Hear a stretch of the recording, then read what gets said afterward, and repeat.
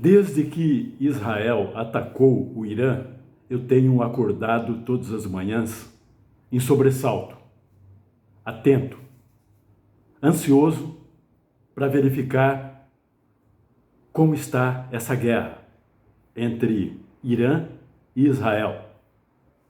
Quais foram os próximos passos, os últimos acontecimentos?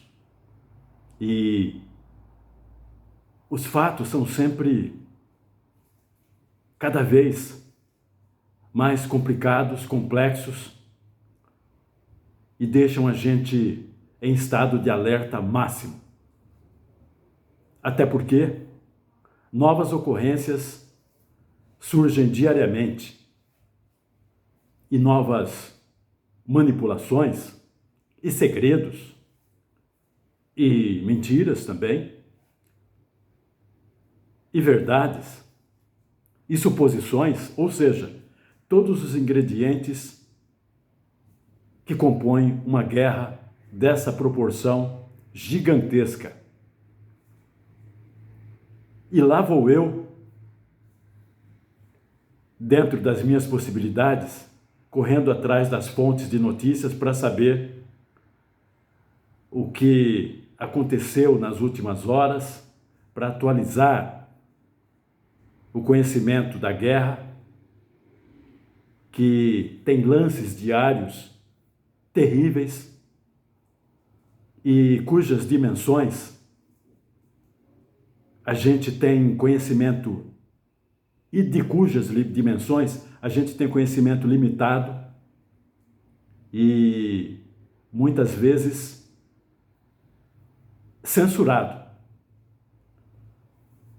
Então, você fica imaginando que o que você vê, o pouco que você sabe, o pouco que você consegue acessar, e isso é verdade, não dá ideia da dimensão dos acontecimentos. E ainda você tem que ter cuidado com as fontes que você consegue acessar para ter algum conhecimento do campo de batalha. O fato de ser repórter desde 1987, portanto há 38 anos, é um facilitador pela vivência, pela experiência de buscar informações, de me conectar com fontes de informações e de selecionar aquelas que merecem alguma confiança e outras que não merecem crédito nenhum. Esse facilitador me ajuda a chegar próximo das informações que podem ser confiáveis. Porque numa guerra, tudo é complexo, tudo é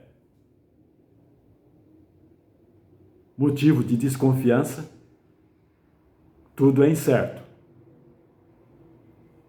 Nesse sentido, é que eu convido você a pensar comigo sobre os últimos acontecimentos desta guerra que mexe com os nossos nervos diariamente.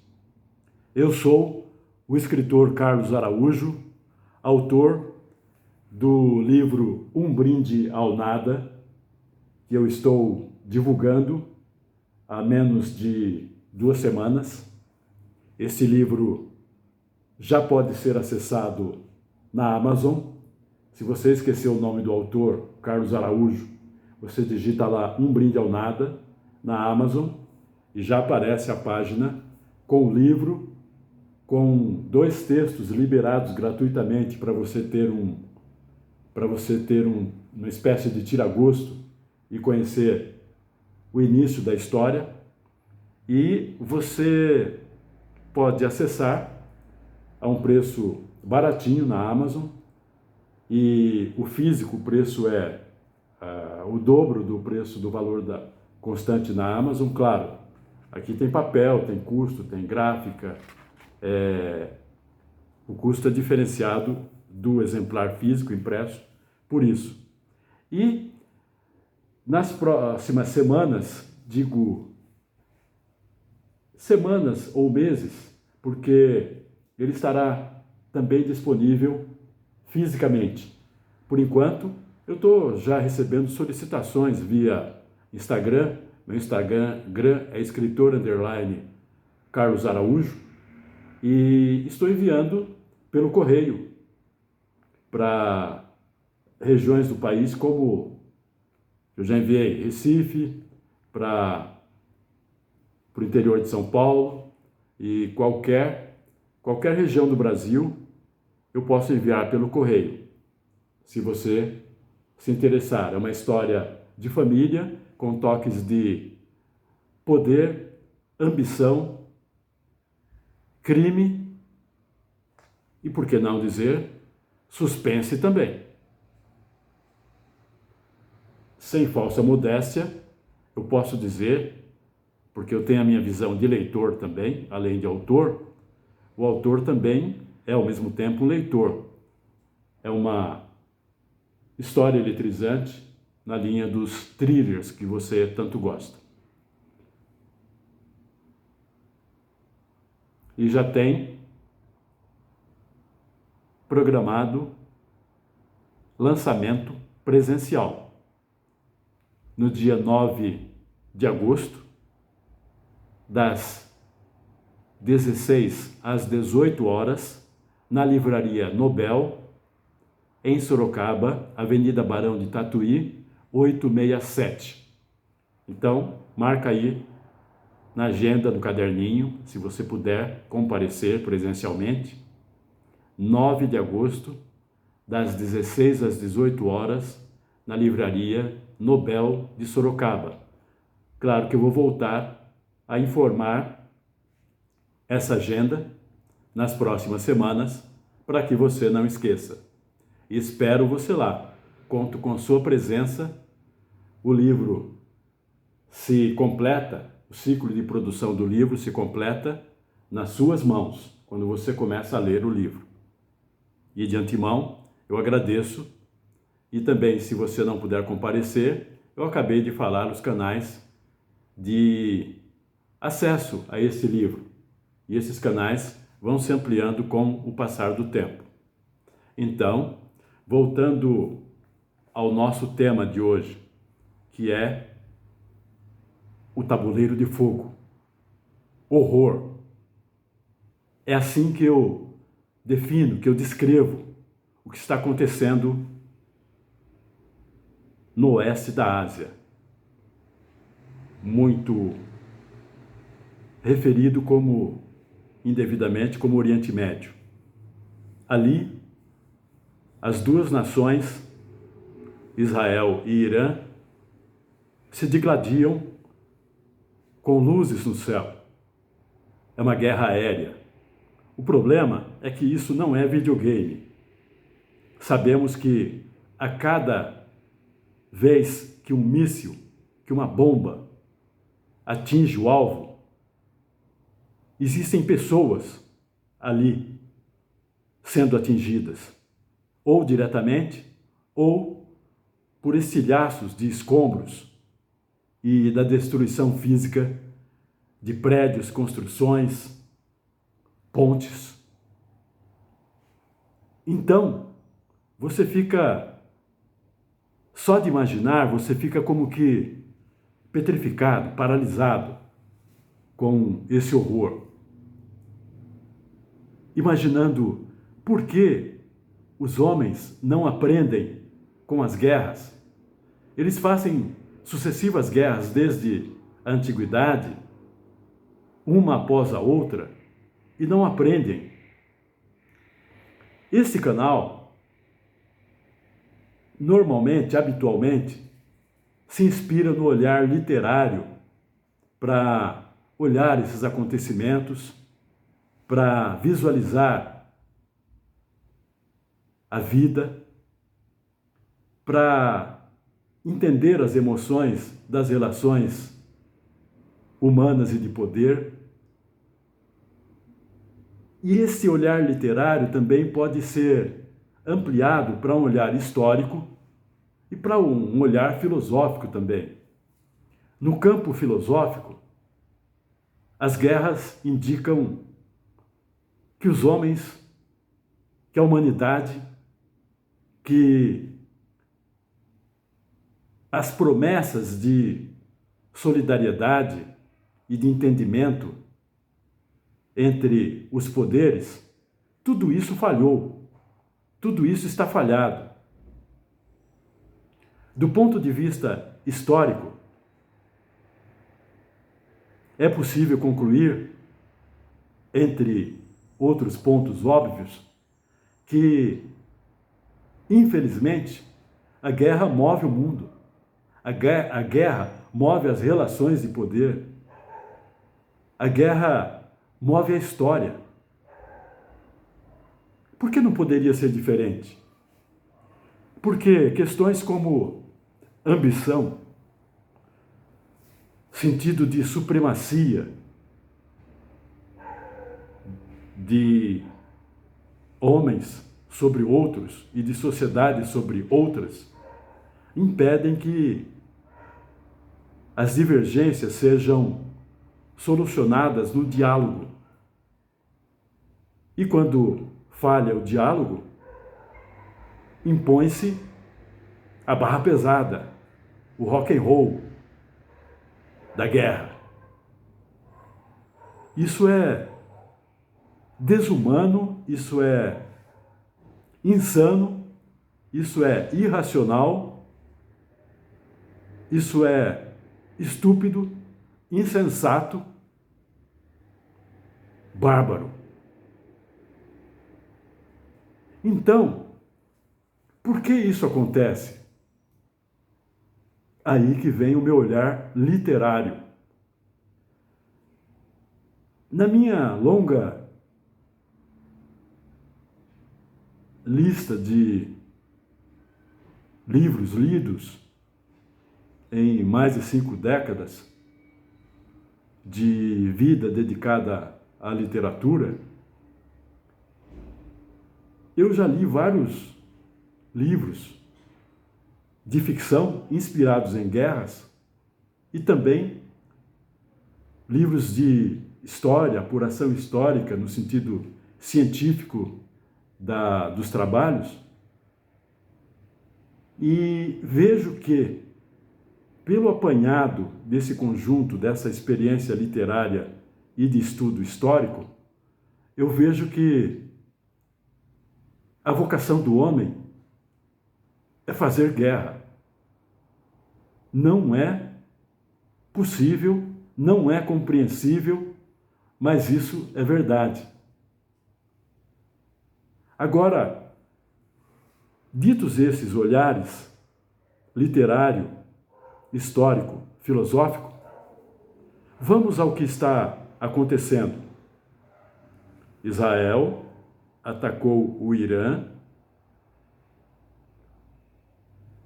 e o Irã, sendo atacado, reagiu dentro das leis internacionais.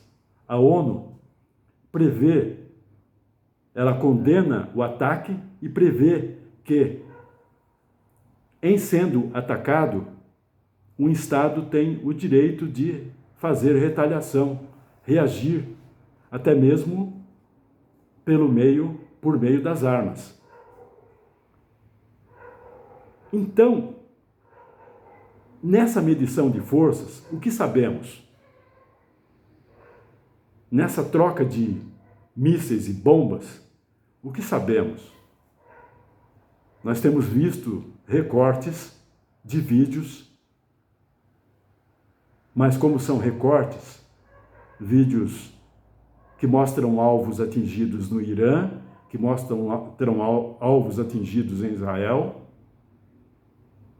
e como recortes, é uma visão muito limitada, muito parcial do alcance das armas que voam pelos ares dos dois países, numa troca macabra de medição de forças. Israel atingiu o que se sabe e o que se informa, o que se comenta. Israel atingiu áreas em Teherã, áreas de unidade nuclear, aliás, áreas de unidades nuclear. O Irã atingiu também áreas em Tel Aviv e mais 2 cidades. Existem mortos de ambos os lados, numa desproporção de números em desvantagem para o Irã, mas você leva em conta também que esses números podem não ser reais. Certamente não o são.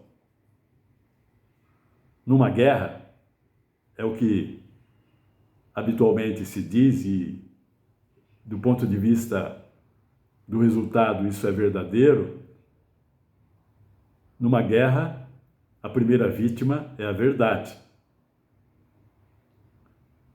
Recentemente, nesta semana, divulgou-se que Israel censurou imagens.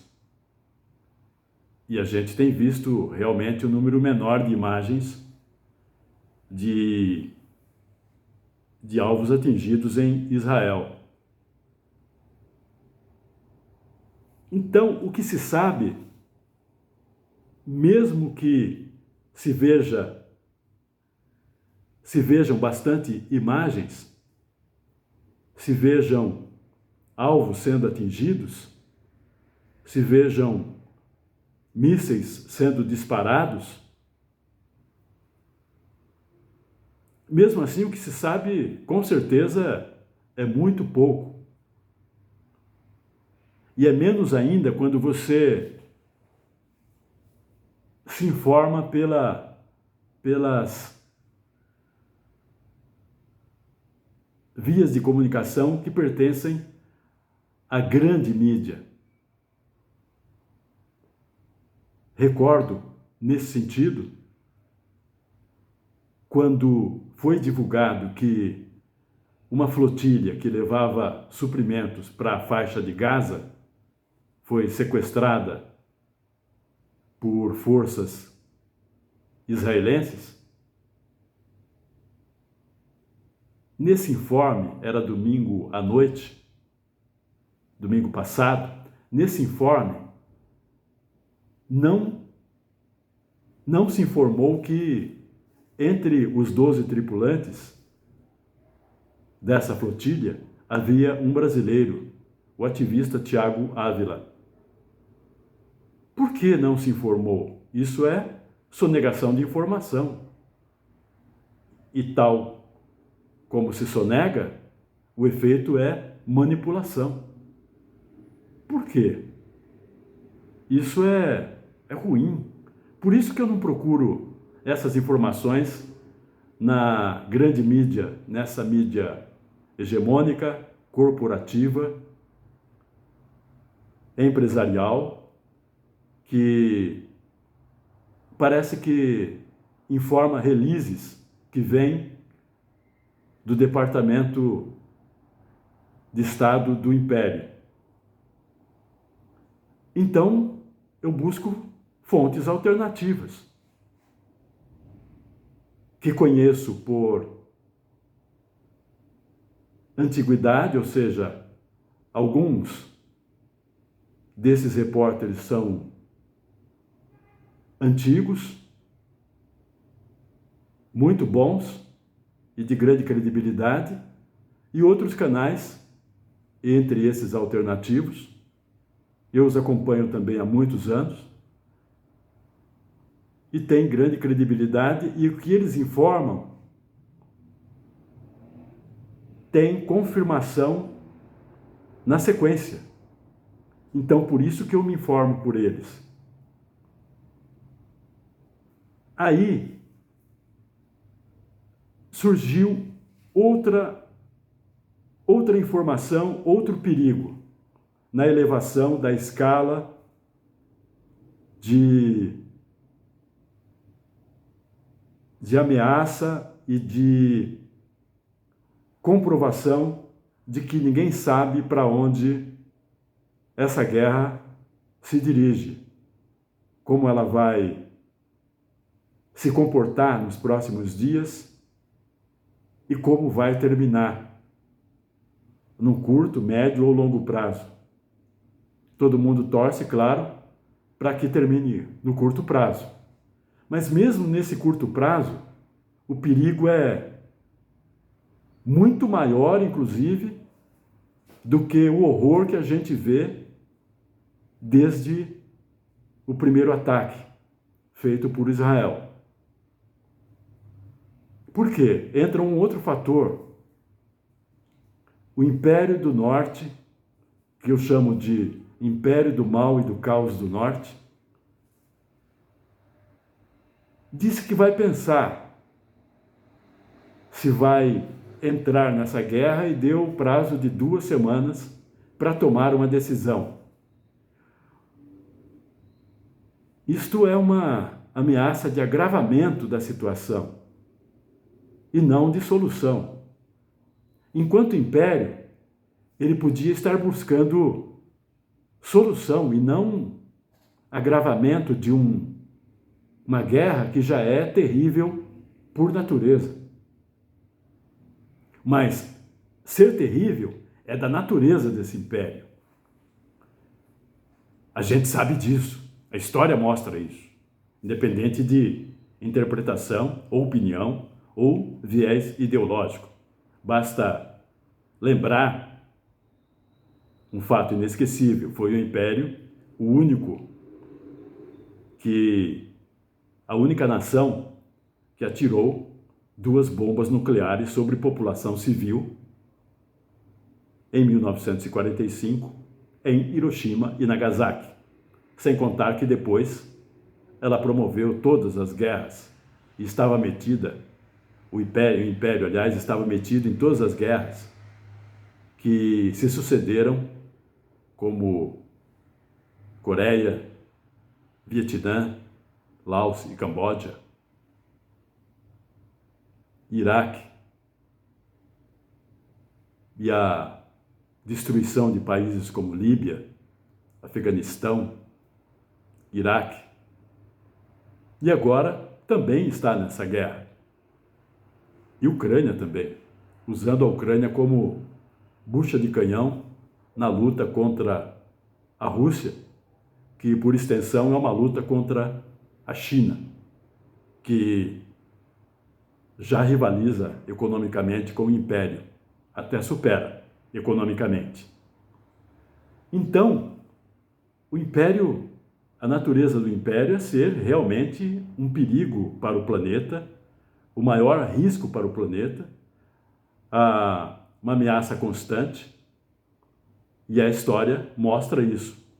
E a história também informa que, embora formalmente, no sentido de países, na geografia, essa guerra é entre Israel e o Irã, na verdade, essa guerra é entre o Império e o Irã. O Irã está retalhando o Império. Isso é de uma extraordinária dimensão histórica. Por que o Império já está envolvido? Primeiro, porque Israel é o Império do Norte, ali instalado no oeste da Ásia.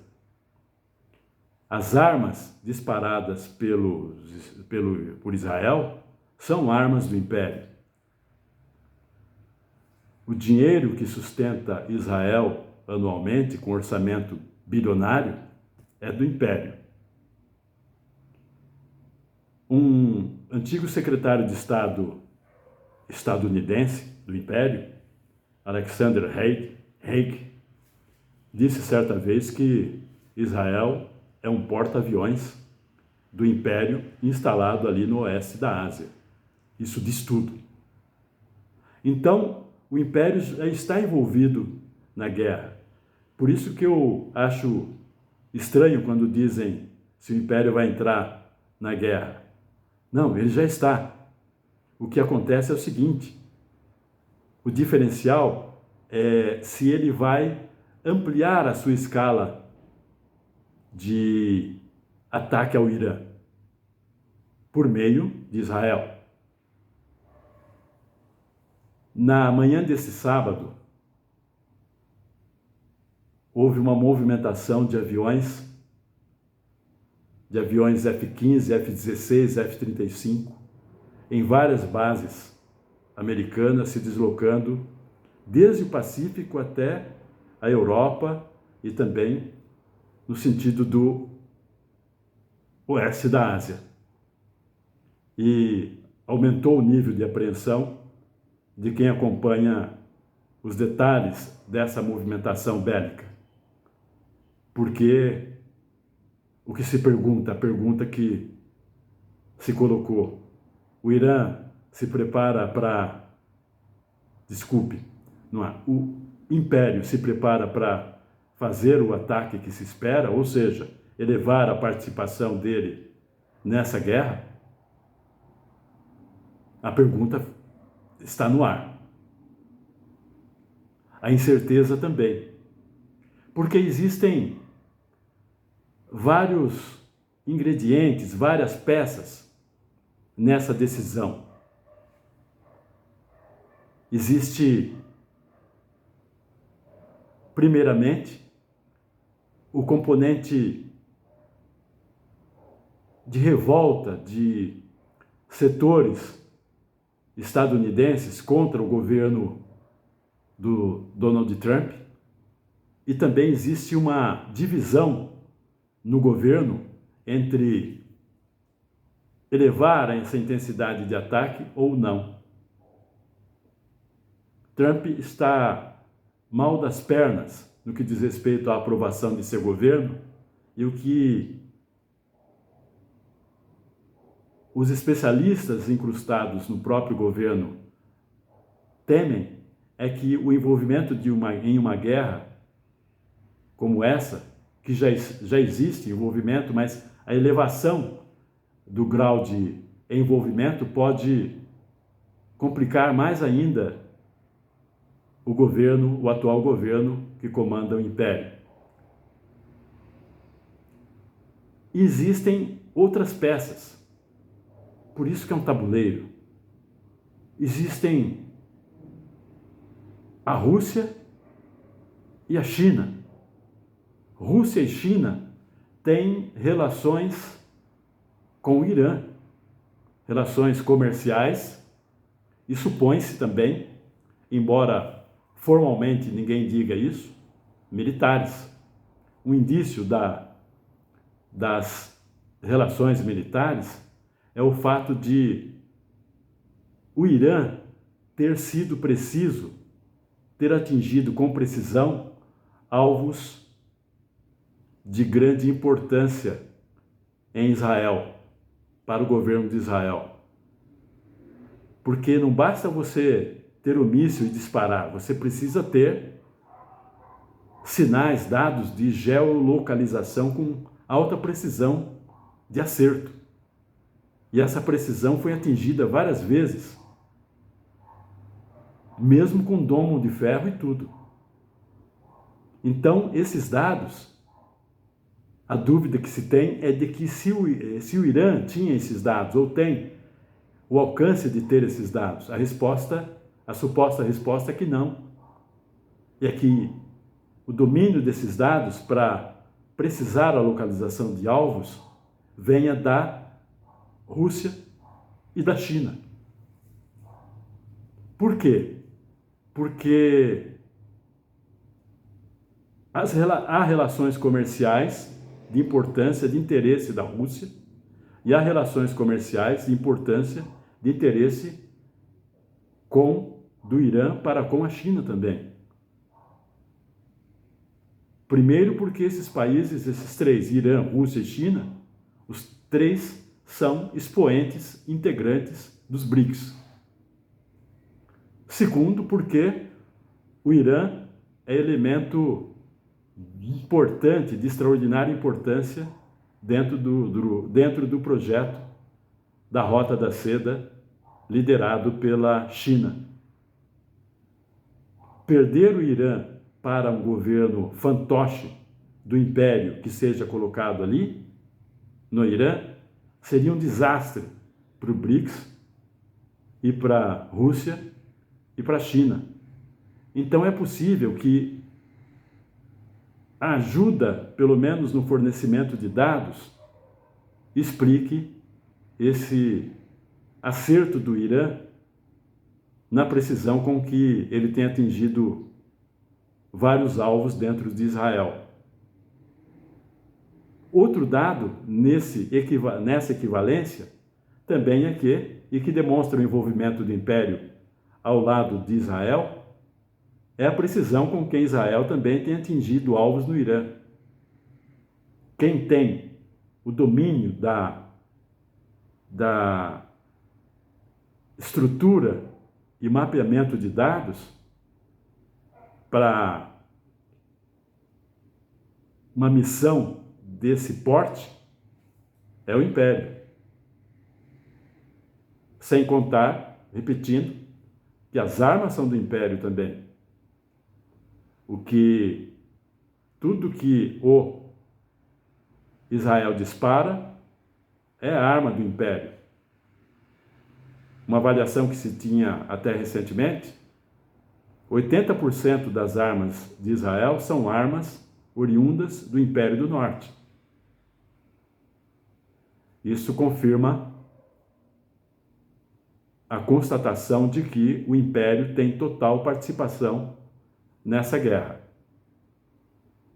Aí, tudo isso é o que se sabe, em recortes de informação, de imagens, e tudo o que se sabe é muito pouco, é muito limitado e é muito nebuloso.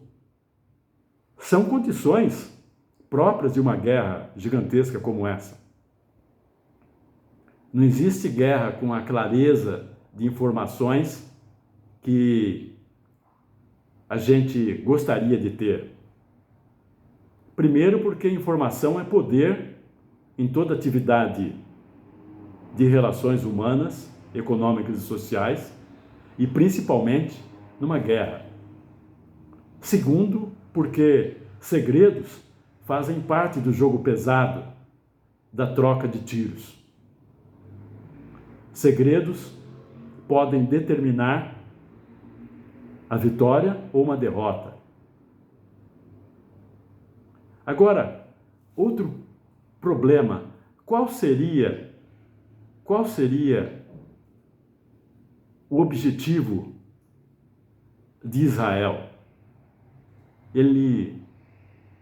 Israel, o início na argumentação de Israel, do governo de Israel, foi que o Irã tinha problemas com o seu programa nuclear, no sentido de que podia produzir uma bomba atômica. Até agora, nenhuma confirmação oficial foi feita nesse sentido. E apesar disso, com esse argumento, Israel atacou o Irã. Agora, Israel mudou de argumento. Ele quer destituir o governo do Irã, existente lá desde a Revolução Islâmica de 1979. Mas isso é complicado. Primeiro porque isso é ilegal, fere todas as regras do direito internacional, que condena toda ação de intervenção na autodeterminação e independência dos povos. É o que Israel está fazendo.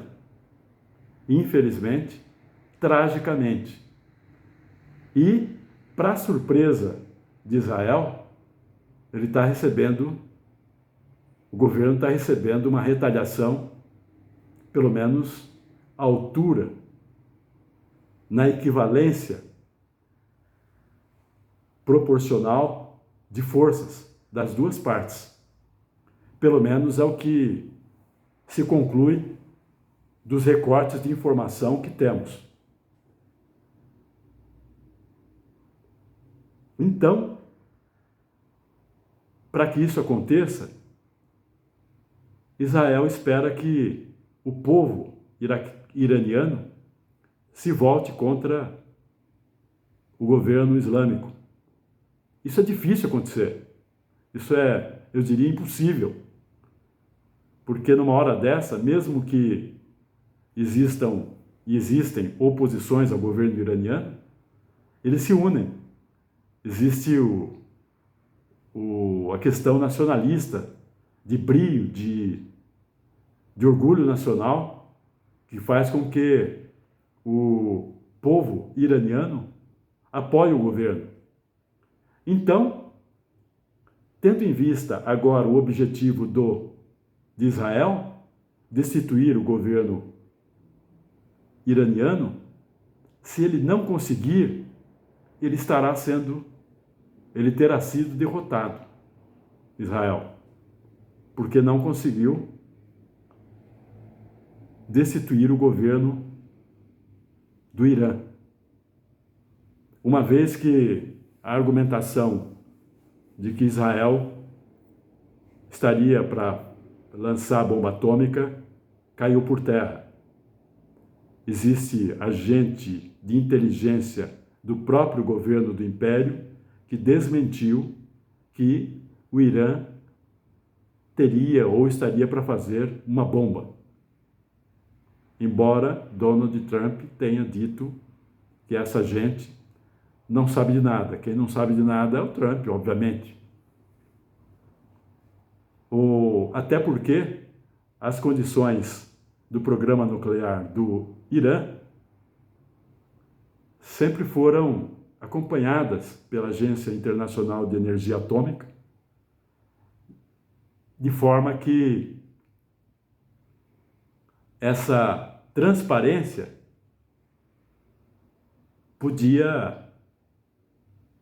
com essa transparência se podia ser constatado se o governo do Irã tivesse realmente prestes a fazer uma bomba. Ao contrário, enquanto isso, Israel, embora não declare, tem a bomba atômica, falam em 80 ou 90 e até 400, embora 400 seja um número exagerado, 400 ogivas. Esse programa de Israel, esse país não assinou o Tratado de Não Proliferação de Armas Nucleares e a Agência Internacional de Energia Atômica não faz verificações ao programa de Israel. O que, por esses motivos, especialistas em acompanhamento de armas nucleares dizem que o programa nuclear de Israel é clandestino. Vejam as diferenças de situação, de proporção. Então, o que se pode fazer agora, uma vez que se sabe pouco e que tudo que se sabe é limitado, é baseado em recortes e recortes também de informações, o que se faz agora, o que se pode fazer são projeções. O que em história e em guerras não passam de previsões. É possível que, na verdade é certo, que a previsão do tempo tenha mais certeza de se concretizar do que qualquer previsão e projeção do que vai acontecer amanhã nessa guerra. Digo mais, do que vai acontecer hoje mesmo, daqui a algumas horas. Tão grande, tão vasto é o grau de incerteza que envolve uma guerra dessa natureza, dessa importância e dessa tragicidade. Impossível saber, mas projeções podem ser feitas.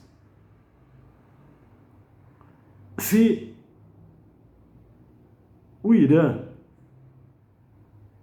for atacado agora em outra escala pelo Império, o que pode acontecer? Ele pode fechar o Estreito de Hormuz, por exemplo, com o apoio dos iemenitas no Mar Vermelho. Por ali escoam ao menos 20% de todo o petróleo produzido no mundo. Isso geraria uma disparada impressionante no preço do petróleo, afetando todas as economias do mundo, inclusive a nossa, a economia brasileira, obviamente. E qual seria a reação da China e da Rússia? Ficariam olhando como espectadores? Qual seria a reação do Paquistão? Qual seria a posição numa situação como essa, de eventual intensificação do envolvimento do Império do Norte nessa guerra? Esses atores no campo de batalha e em torno dele, qual seria a posição deles? Ficariam olhando? Ficariam na posição apenas espectadores, uma vez que seus interesses também seriam afetados? Como eu disse, pelo óbvio, o Irã é membro dos BRICS. O Irã tem relações comerciais e de importância para a Rússia e para a China. É aí que é o perigo. Se alguém, de forma insensata, se algum desses atores, e de quem se espera, de quem pode partir a primeira insensatez de lançar uma bomba, por exemplo, sobre o Irã, seria o estopim para um mundo que a gente só tem ideia na imaginação. Esse mundo ninguém quer, ninguém merece, ninguém deseja, porque seria o fim da espécie humana na Terra. Por isso que eu, como disse no começo desta fala, acordo todos os dias em sobressalto.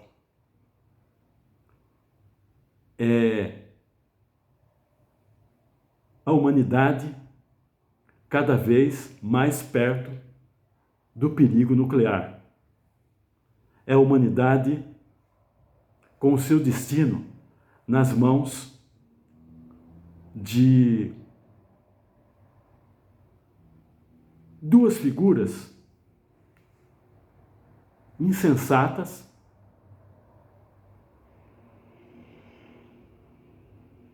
estúpidas até,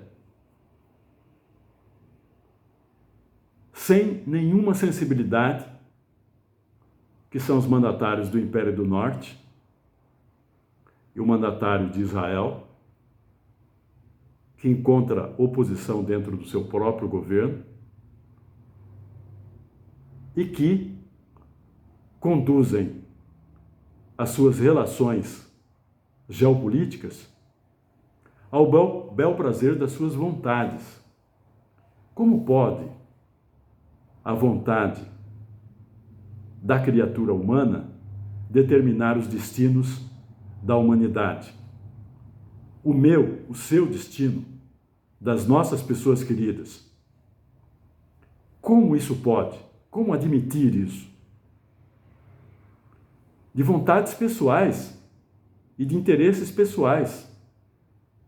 O mandatário de Israel, por exemplo, obviamente, os especialistas no acompanhamento dessa guerra dizem isso, ele precisa da guerra para não ser preso, em função de outras calamidades pelas quais ele é responsável, como o genocídio em Gaza,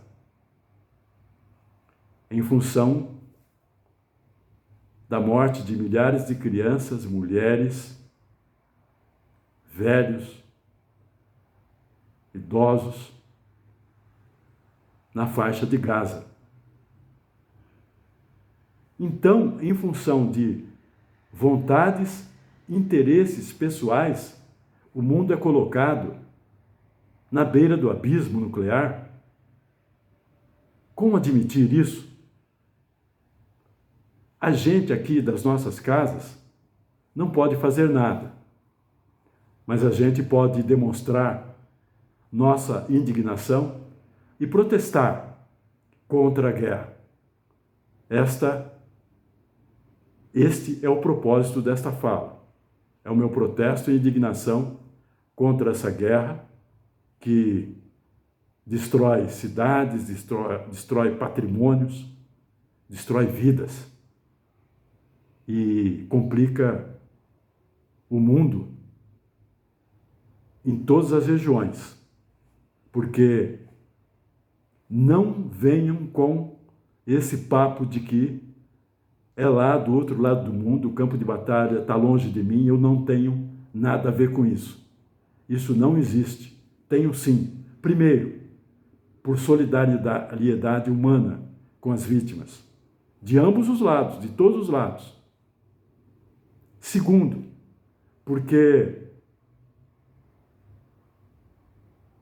as divergências não podem ser resolvidas pela guerra quando há o diálogo e instrumentos como a diplomacia para que elas sejam resolvidas. E terceiro, porque todos nós somos humanos, inclusive esses poderosos que fazem das suas vontades, dos seus interesses, uma forma de traçar o destino trágico do mundo. Isso é inadmissível. E enquanto há sofrimento em qualquer parte do mundo, enquanto há dor, enquanto há pessoas sendo vítimas de bombas, de explosões, como na faixa de Gaza, como também em Israel, lá também existem vítimas. O povo israelense, vítima do seu próprio mandatário, vítimas do seu próprio mandatário. E como os iranianos, o povo iraniano. De resto, para concluir, eu ressalto um ponto, um aspecto que você não vê ressaltado em lugar nenhum, ou raramente vê alguém falar isso.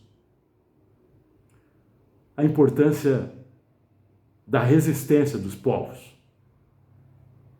Existem os impérios, mas existem também as resistências. E as resistências, por mais que elas sejam frágeis perante os impérios, elas incomodam, elas mostram que existe reação aos poderes imperiais. Existe resistência na faixa de Gaza, existe resistência no Iêmen, existe resistência na Síria, no Líbano, no Irã, para citar os países atacados pelo governo de Israel nos últimos tempos. Existe resistência, e essa resistência tem feito frente aos ataques dos impérios. Isso é positivo, embora não determinante para conter os danos provocados pelos ataques.